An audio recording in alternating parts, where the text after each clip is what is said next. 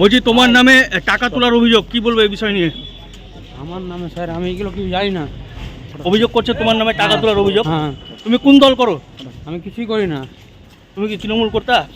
তৃণমূল ওগুলো কিছু জানি না। আমি আগে সব তৃণমূলের মধ্যে জানতো, কিন্তু আমি এগুলো জানি না। তুমি বলে ছাত্র পরিষদের নেতা বলে তুমি? না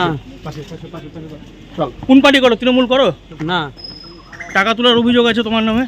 আমার নামে না, এগুলো সব আমাকে এরকম সাহায্য করাচ্ছে।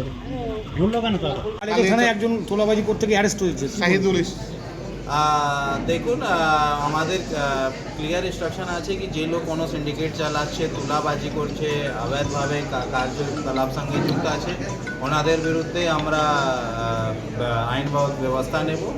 আর এরকম যে লোক আগে ইনভলভ ছিল বা নতুন যদি ইনভলভ হবে তো কারোর বিরুদ্ধে কোনো ছাড় নেই, আইনগতভাবে ওনাদের বিরুদ্ধে এর বিরুদ্ধে কি অভিযোগ সাহেব? কি অ্যালিগেশন? এনারা যে সিন্ডিকেট, টোটো সিন্ডিকেট বা এসব ছিল ওখান থেকে টাকা তোলায়। সেই কি কোনো পলিটিক্যাল কোনো পলিটিক্যাল পোস্ট?